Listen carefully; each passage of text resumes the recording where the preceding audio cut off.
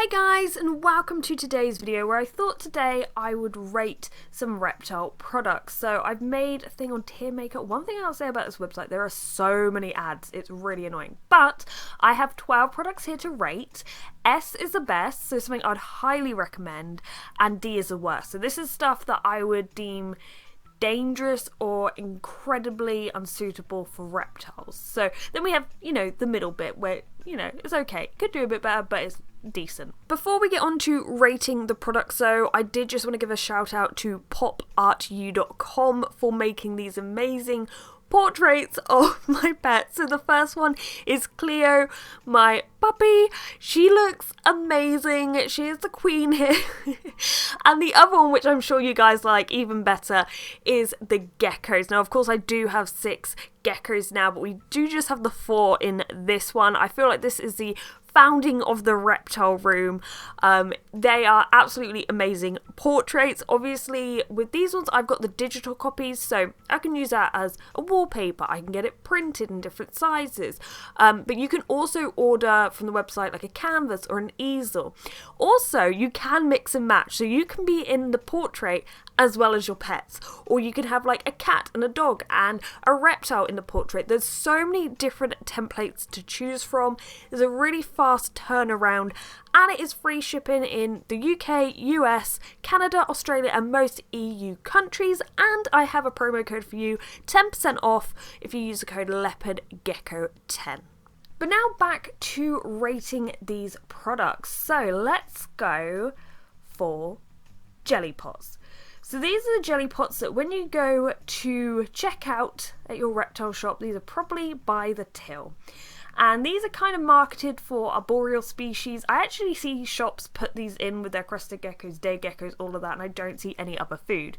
Nutritionally, these are useless, so I would put them here. However, they probably have some use if you want to hydrate your insects. So you could just use bug gel. It probably would work out cheaper.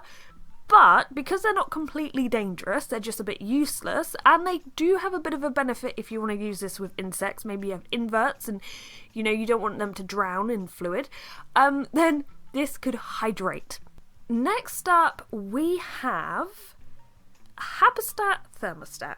Okay, now I'm actually going to rate this up here. I mean, we've gone in early, we've gone high very early. I've tried out a lot of brands over the years in terms of heat mats, thermostats, and Habitat's the only one that's really outlasted all of them, and they've always been decent. So if I'm going to get a thermostat or a heating product, I usually go from Habitat. Obviously this isn't available everywhere, so you might not know these, but if you are in the UK or parts of Europe and you can get your hands on these are definitely ones I trust. Next up we have the Halfmoon terrarium by Thrive. Now I did an entire video on the Thrive collection because it is questionable. And I've heard some of the tanks are actually good. So if you get a starter kit and it's cheap, you can get rid of all the stuff it comes with, but the tanks can be good. Now this Halfmoon one, it's different. We're all used to, square or rectangular tanks, but this one is a Halfmoon.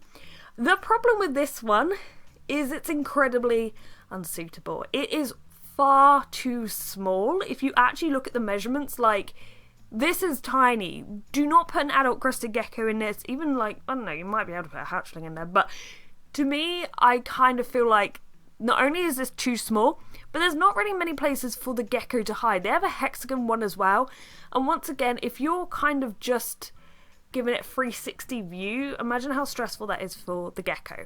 So this is not good. Next up we have Pangaea food. So this is sort of crested geckos again. So I love the crested gecko food, okay, the Pangaea food. One thing I would love to see in the future, we're going between the two here, is a D3 free range. So both my crested gecko and Chihuahua both have UV lamps, but this food contains D3. However, what's interesting is they will still bask, which makes me think there's not enough D3 if they're actively basking. However, once again, I've tried a whole range of diets for crested geckos, and these always win. I don't have any of it left over by the end. Then we've got calci sand. Yeah, do not use this. Next up we have reptile carpet. So, reptile carpet, it's not the worst. I haven't personally used it. However, where should I put it? It's between these two. I don't want to be too harsh because I know some people can use it. I might put it, is that being too nice? Okay, it can be okay if you're using it properly. So, I think if you've only got one carpet for your tank, then we're going down here somewhere, you know what I mean? Because carpets will harbour so much bacteria, and so what you need is like 2 or 3 of these carpets per tank. This way you have one you can wash, one that you can use, and one you have spare. Because these need to be cleaned so regularly that it is a bit of an inconvenience. Then we have red lamps. These literally trigger me. Firstly, who wants to look at a tank that's completely red? That has always baffled me. Who is picking a red lamp because they want to see the gecko and its entire enclosure bright red? It's a hideous colour. No offence. But not only that, but it's that thing of saying, oh, geckos can't see red, so they can't see this lamp. That's a load of rubbish. Diego will happily chase after a red beam of light.